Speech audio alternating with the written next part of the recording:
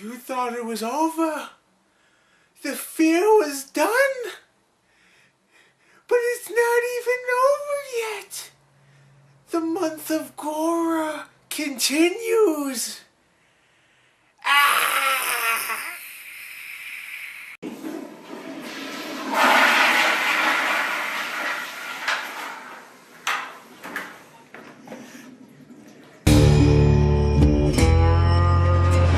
Gonorrhea, gonorrhea, gonorrhea, gonorrhea, gonorrhea. Isn't awesome. Gorror. God, he reigns. Welcome to another review for the month of Gorror. This is number 9, and this time I am taking a look at the 1976 version of Carrie, the first adaptation of Stephen King's novel, but won't be the last because, of course, the remake is coming out today, which is the main reason why I'm reviewing this now. I'm going to review that movie later tonight, but right now you get the original Carrie. What's up? So everybody knows what the story is, but I'll briefly explain it anyway.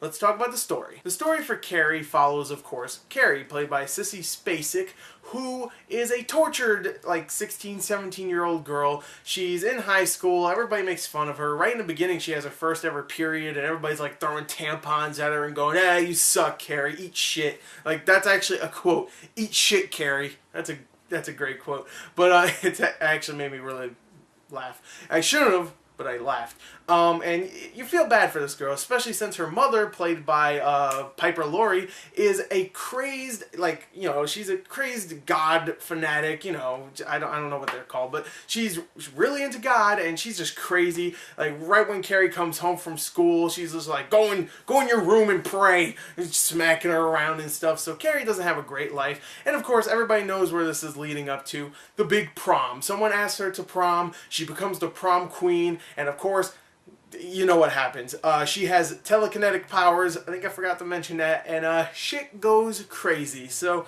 there you go. There's the story for Carrie. I have not seen this film in an extremely long time. Probably since I was like 11. I used to watch some screwed up stuff when I was a kid. But I haven't seen it in a very long time, so I didn't know what to expect. Was it going to be outdated? Was it just going to be bad? I don't know. I know it's supposed to be classic, but that doesn't mean it holds up.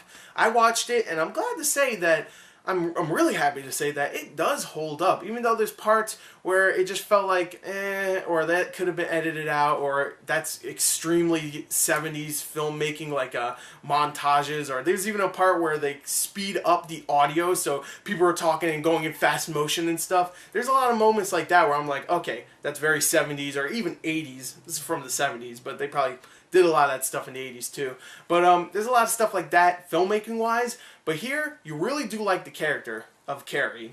At first, she's tortured. I mean, there's nothing wrong with her. I mean, she's a weird-looking kid, but there's nothing really wrong with her. It's not like she friggin', I don't know, eats babies or something. She's just a kid that gets tortured by not only her mother, but pretty much everybody in high school. And you really do care for her. Sissy Spacek does a great job of portraying her at first as a kid that's, you know, tormented. She does a great job there. And then later on, when she's, like, actually starting to become a little bit more happier, she gets, you know, the prom queen, you know, crown and stuff. She's all like, "I'm so happy." You feel good for her. And then, of course, the prom scene happens, you know, later on in the prom scene. And then she's terrifying. She has a blank stare that's just like, "I'm going to kill everybody." And I'm like, damn, she portrayed all three of those perfectly. You know, sad, happy, and fucking angry. And I thought she did a great job here. She is great as Carrie. Piper Laurie as her mother, even though her role isn't as big as I remembered, she is really good here too, and very scary. There's one part where she has a knife, and she's just like walking, and the camera's like following her while walking, and she's just like, just smiling. I'm like, with a knife like this. And I'm like, oh, okay, well, I'm creeped out. It was pretty creepy. There's parts in this movie that are very unsettling, especially in the beginning when everybody's throwing tampons at Carrie because she finally had her period, and she has no idea what a period is because her mother sucks. So there's a lot of really upsetting, very unsettling moments in this film, and especially at the end when the prom scene happens and she just unleashes her telekinetic powers. Some people might be like, hell yeah, everybody deserves it.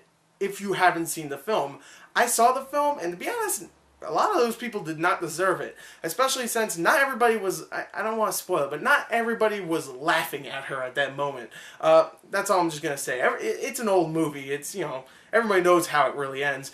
But I won't spoil any more. I'll just say this. It's actually kind of screwed up, and I like that they do that. They don't just make it like, oh, everybody deserves to die, and it's just a straight up slaughter fest, and you don't feel anything. At that moment, I was just like, ooh, I don't know how I feel about this. I don't know how I like the character of Carrie anymore.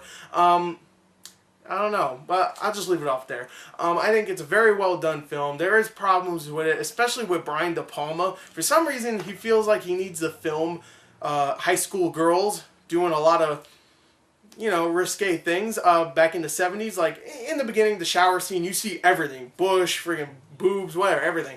But later on, but later on in the film, there's a whole montage of them, just a bunch of girls just running in place and gym and stuff, and there's no point of that scene being that long. But I think it was just because he likes to see girls in, you know, tight clothing run around, which, hey, that's cool with me, but it went way long. But besides some of that stuff, it is a little bit dated with some of the filmmaking, blah, blah, blah. But the story itself is very well done. The acting is great. It's very disturbing at times. It is very creepy, too. So overall, I think Carrie still holds up for a movie that's almost 40 years old. Definitely go check it out. I'm going to go head out and see me some remakes. So I'm going to give it a 34 out of 40.